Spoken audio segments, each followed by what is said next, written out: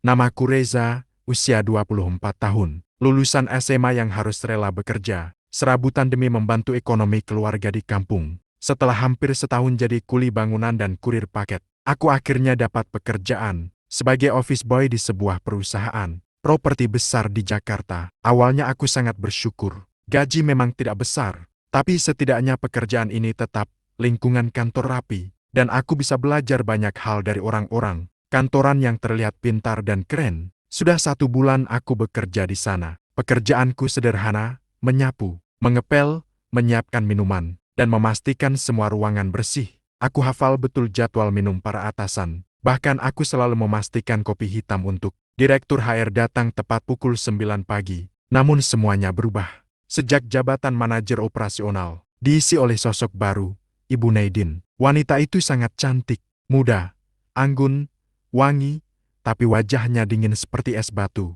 Ia tak banyak bicara, tapi sekali bicara, nadanya tegas dan menusuk. Katanya ia lulusan luar negeri dan punya cara kerja standar tinggi. Aku ingat hari itu, saat aku membawa kopi ke ruangannya seperti biasa. Mungkin karena gugup, tanganku gemetar. Tanpa sengaja gelasnya tersenggol dan kopi panas tumpah di mejanya. Berkas-berkas kerja ikut basah dan sebagian mengenai laptopnya. Semua diam. Ruangan yang biasanya hening berubah jadi mencekam. Dengan nada tajam dan mata menyala, Ibu Naidin langsung berdiri. "Kamu tahu berapa penting data di laptop ini?" serunya. Aku panik dan minta maaf berkali-kali, bahkan menawarkan mengganti kerusakan. Tapi ia hanya menunjuk ke pintu. "Keluar dari ruanganku. Dan besok, kau tak usah datang lagi ke sini." Semua orang di kantor melihatku dengan tatapan kasihan. Tapi tidak ada yang berani membelah. Aku hanya bisa menunduk, menahan malu, dan perlahan-lahan keluar dari kantor. Dengan hati remuk, yang ku tahu, hidupku kembali ke titik nol. Tapi siapa sangka, beberapa hari ke depan, segalanya akan berubah drastis. Malam itu, aku pulang dengan langkah berat. Seragam biru tuaku yang biasanya ku kenakan dengan bangga kini terasa seperti beban. Aku mencoba tersenyum di depan ibu kos, pura-pura tak terjadi apa-apa. Tapi dalam hati, aku hancur. Besoknya, sesuai perintah Ibu Naidin, aku tetap datang ke kantor. Bukan untuk bekerja, tapi untuk mengurus administrasi pemecatan. Aku datang lebih pagi, berharap bisa menyelesaikan semuanya sebelum banyak karyawan datang. Namun, nasib berkata lain. Tepat saat aku sedang menandatangani surat pemutusan kerja di ruang HR, Ibu Naidin muncul. Langkahnya cepat, wajahnya tetap dingin tanpa ekspresi. "Dia tidak perlu berada di sini lama-lama," ucapnya ke bagian HR dengan tegas. "Pastikan dia keluar sebelum jam kerja dimulai." Semua orang di ruangan menoleh. Aku hanya bisa menunduk, tapi belum cukup sampai di situ, karena yang lebih menyakitkan datang kemudian. Saat aku berjalan keluar membawa kotak kardus berisi barang-barang pribadiku, beberapa karyawan sudah mulai berdatangan. Dan sialnya, Ibu Naidin berdiri di dekat lobi saat itu membuat banyak orang otomatis memperhatikanku. "OB baru itu dipecat ya?" bisik seorang staf perempuan ke temannya. "Katanya numpahin kopi ke meja Bu Naidin." "Ya pantaslah, ceroboh banget," sahut yang lain, tertawa pelan. Aku menggigit bibir. Bukan karena malu, tapi karena harga diriku terasa diinjak. Aku hanya diam, menunduk, dan berjalan keluar kantor tanpa menoleh. Di belakang, samar-samar ku dengar suara Ibu Naidin berkata pada resepsionis, "Lain kali, seleksi OB lebih ketat. Jangan asal ambil." Aku berhenti sejenak di depan pintu kaca. Ingin rasanya berbalik dan berkata sesuatu. Tapi untuk apa? Aku hanya mantan OB yang dianggap tak berguna. Yang kupikir saat itu cuma satu. Tunggu saja, hidup belum selesai, dan aku bahkan belum tahu bahwa takdir sedang menyiapkan panggungnya. Setelah keluar dari kantor, aku tak langsung pulang ke kos. Aku berjalan kaki menyusuri trotoar Jakarta yang panas dan padat. Kotak kardus di tanganku terasa makin berat, seakan mewakili beban hidup yang menumpuk di pundak. Sesekali aku duduk di bangku taman pinggir jalan, menatap kendaraan yang lalu lalang. Semua orang tampak sibuk dengan urusannya masing-masing. Tak peduli pada seorang pemuda yang baru saja kehilangan pekerjaannya. Pikiranku kacau. Bagaimana aku menjelaskan ini ke ibuku di kampung? Beliau sangat bangga saat tahu anaknya kerja kantoran. Meski hanya jadi OB, uang kiriman bulan ini pasti akan tertunda. Dan aku tak tahu harus makan apa besok. Menjelang sore, aku memutuskan pulang lewat jalan pintas yang biasa kulalui saat berangkat. Sebuah gang kecil yang sepi, diapit tembok tinggi dan penuh semak liar. Gang itu memang bukan rute utama, tapi cukup mempercepat perjalanan ke arah kos. Langkahku gontai. Suara kotak kardus bergesek dengan lutut, membuat bunyi pelan yang berulang-ulang. Tapi di tengah keheningan itu, aku mendengar suara aneh. "Cepat, ambil tasnya." Aku refleks berhenti. Di ujung gang, sekitar 5 meter di depanku, kulihat sebuah mobil sedan hitam berhenti. Pintu belakang terbuka, dan seorang wanita muda sedang ditarik keluar oleh dua pria bertopeng. Suaranya melengking, meminta tolong. Mataku terbelalak. Itu, Ibu Naidin. Dia meronta. Namun pria-pria itu lebih kuat. Salah satu dari mereka menodongkan pisau kecil, sementara yang lain mencoba merampas tas tangan dan barang dari dalam mobil. Jantungku berdegup keras. Seharusnya aku berbalik, seharusnya aku lari. Mereka bersenjata, aku hanya pemuda biasa. Mantan OB tak berguna yang bahkan tak mampu menyelamatkan pekerjaannya sendiri. Tapi entah kenapa, kakiku justru melangkah cepat ke arah mereka. Tanpa pikir panjang, aku melempar kotak kardus ke salah satu pria bertopeng. Isinya berserakan, tapi cukup mengagetkan mereka. Lepaskan dia, teriakku sambil berlari. Mereka menoleh, terkejut. Dan itulah awal dari pertarungan paling nekat dalam hidupku. Aku tidak pernah belajar bela diri, tidak punya tenaga besar, apalagi pengalaman berkelahi. Tapi saat kulihat Ibu Naidin diseret dan diancam dengan pisau, aku tahu aku tak bisa diam saja. Salah satu pria bertopeng berusaha menghalangiku. Dia mengayunkan pisau kecil, tapi aku menunduk dan menghantam perutnya dengan pundak sekuat tenaga. Dia terjatuh, terguling ke pinggir tembok. Yang satu lagi langsung menyerangku. Tinju keras mendarat di pipiku, membuat kepala berputar. Aku terjatuh, tapi bangkit lagi. Adrenalin membuat tubuhku bergerak tanpa rasa takut. Aku meraih batu kecil di tanah dan melemparnya ke arah wajah penyerang. Dia menjerit, terkena tepat di pelipis. Saat dia limbung, aku gunakan kesempatan itu untuk menendangnya ke arah mobil. Ibu Naidin yang tadi berlutut sambil menangis kini menatapku dengan mata lebar. Tangannya gemetar, wajahnya pucat.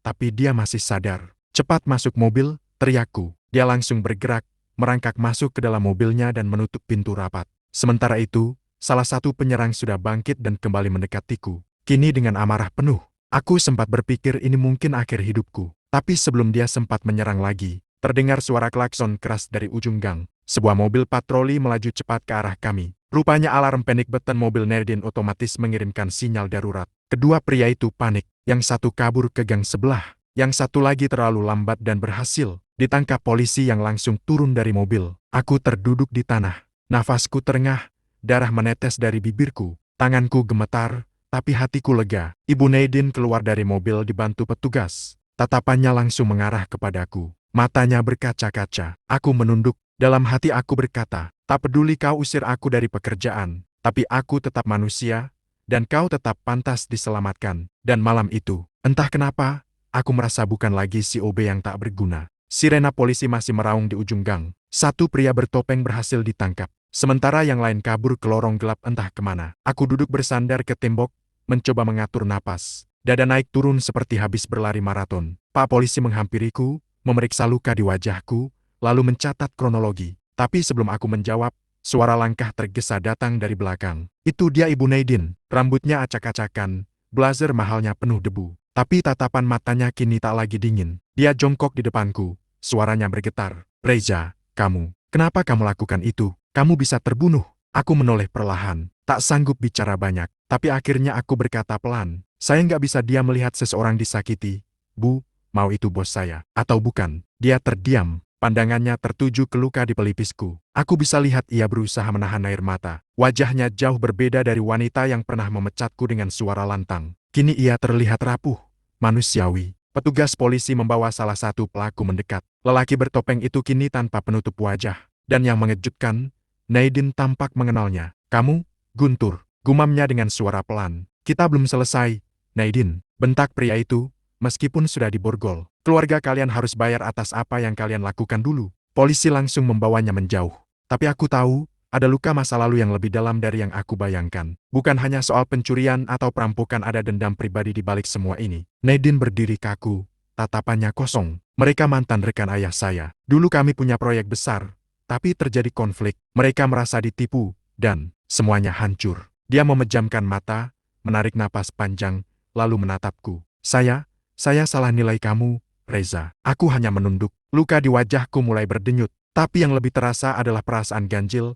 Seorang wanita yang kemarin mengusirku, kini berdiri di hadapanku, dengan wajah penuh penyesalan. Dan sejak malam itu, hidupku tak lagi sama. Malam itu, aku dirawat sebentar di klinik terdekat. Luka di pelipis dan sudut bibir hanya lecet, tapi cukup membuat wajahku tampak babak belur. Setelah semuanya selesai, aku pikir pertemuanku dengan Ibu Naidin akan berakhir di sana. Tapi ternyata tidak. Keesokan harinya, dua polisi datang ke kos-kosanku. Bukan untuk menginterogasi, tapi untuk menjemputku. Katanya, Nadine memintaku hadir dalam pemeriksaan lanjutan sebagai saksi utama. Aku sedikit ragu, tapi akhirnya aku ikut. Di kantor polisi, suasana lebih tegang. Pria yang kemarin tertangkap, Guntur, duduk dalam ruang interogasi dengan tangan di borgol. Di balik cermin satu arah, aku dan Nadine memperhatikan bersama penyidik. Guntur dan komplotannya sudah lama kami pantau, kata penyidik. Tapi kami belum pernah punya cukup bukti sampai semalam. Nadine diam, tangannya mengepal. Kenapa mereka terus mengincar keluarga saya? Bisiknya pelan. Penyidik membuka berkas, menunjukkan catatan lama kasus investasi ilegal, kerjasama bisnis fiktif, dan perpecahan antara mendiang ayah, Nadine dan dua rekan bisnisnya, Guntur dan satu orang lainnya yang masih buron. Mereka merasa ayahmu mengambil semua hasil proyek dan menyingkirkan mereka. Setelah ayahmu meninggal, mereka anggap kau sebagai pewaris. Dan sasaran yang harus dibalas, jelas penyidik. Aku menoleh ke Nadine. Wajahnya pucat, tapi tegar. Untuk pertama kalinya aku melihat sisi dirinya yang rapuh. Ia bukan hanya atasan yang galak dan perfeksionis tapi seorang wanita muda yang memikul beban besar dari masa lalu kelam keluarganya. Mereka sudah pernah kirim ancaman sebelumnya, katanya padaku pelan. Tapi aku terlalu sombong. Kupikir semua itu cuma gertakan kosong. Aku bahkan memperlakukan orang di sekitarku dengan dingin. Termasuk kamu. Aku tak menjawab. Mataku menatap ke dalam ruang interogasi. Guntur masih berteriak marah, menyebut nama Nadine dan ayahnya berkali-kali. Tapi di kepalaku, hanya ada satu hal. Bagaimana jika semalam aku tak lewat gang itu? Bagaimana jika aku tak campur tangan? Mungkin Nadine takkan selamat. Dan mungkin, aku takkan pernah tahu bahwa dunia ini menyimpan sisi gelap yang bisa menyeret